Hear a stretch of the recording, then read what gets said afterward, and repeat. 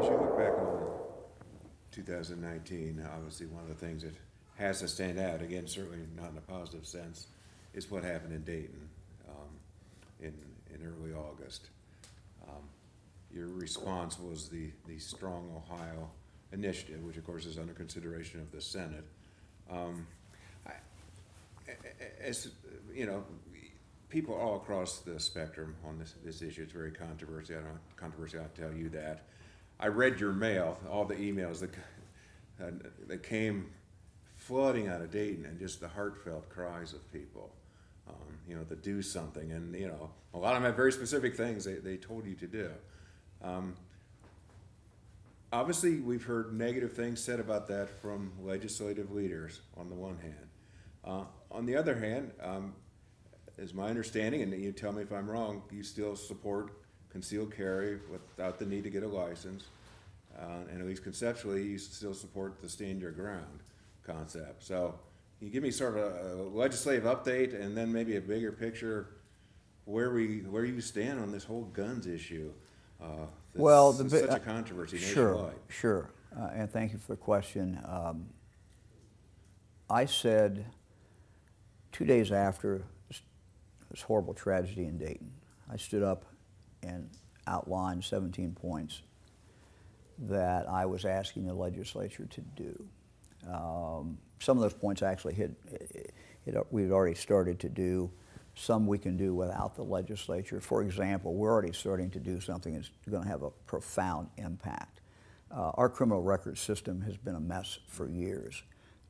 We are now starting to invest the money so that when someone goes in to buy a gun, for example, and their background check is run, that background check should be accurate. We should not have a situation like we have today where someone goes in and buys a gun and they run their background check and it's inaccurate. It shows that they legally can buy a gun, and it turns out they really couldn't buy a gun. So that's just not acceptable. So we're starting to change that.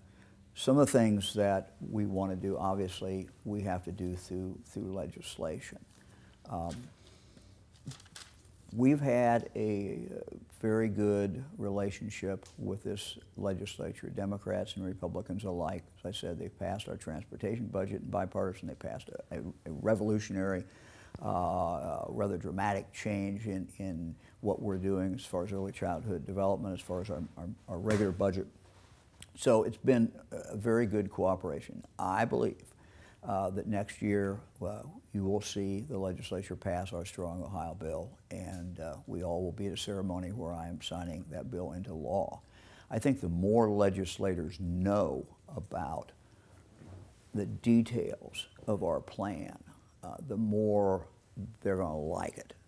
I think sometimes, particularly in regard to debates about guns, everybody sort of gets in their own hole, and all they want to hear is what the words are. For example, universal background check. We've got a lot of people in the state who say, well, that's, you know, I don't want a universal background check. That's not right.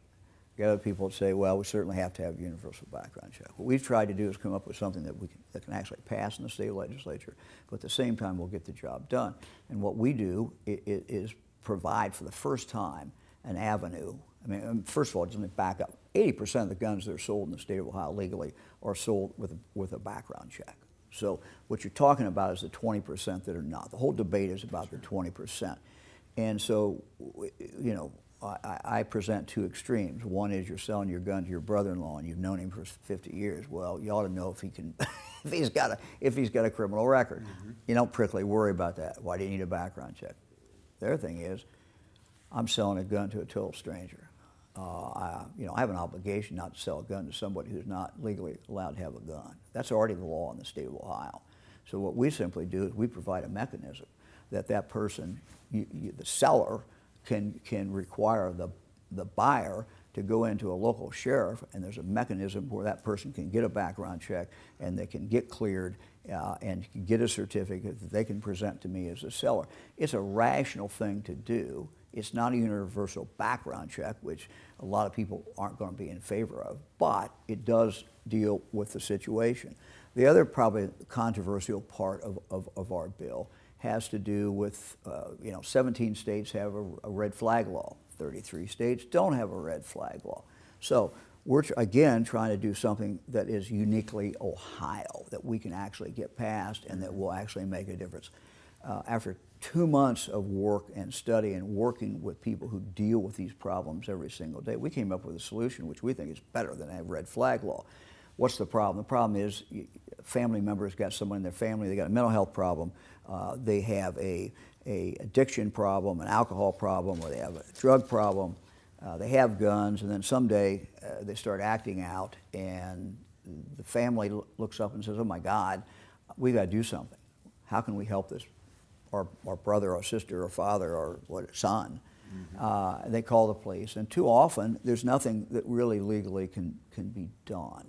So we're trying to plug that hole and provide a mechanism by which the police can come in, do an assessment.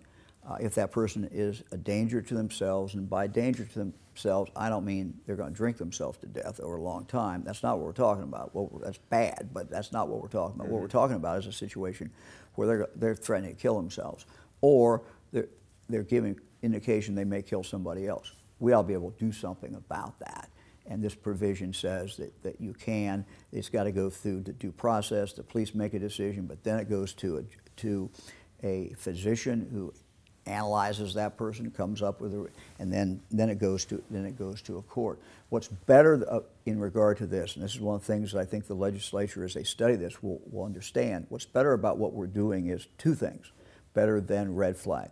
One, it gets help to your family member. Number two, which the red flag doesn't necessarily do, it gets help to that person. Number two, you're not sending the police in to pull guns away from somebody who's in a house and who may be on drugs or maybe have a mental health problem. That's the most dangerous situation you can imagine.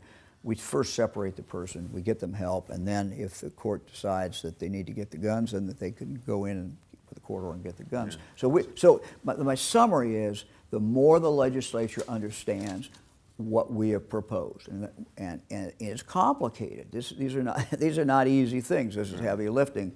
I'm convinced that they're going to say, yeah, that's rational, it's reasonable, it will save lives, and we'll get it passed. Some would say it's not rational and reasonable for you to recommend all these measures on gun violence and at the same time support stand your ground and support being able to carry concealed weapon without getting any permit or training. I've kind of made a resolution that I am not going to get into other issues that are related to guns, and I don't think the legislature should until we pass this. So we're focused every single day on passing Strong Ohio, and that's what I'm going to do, because that was the commitment I made to the people in Dayton. That's the commitment I made to the people of the state of Ohio.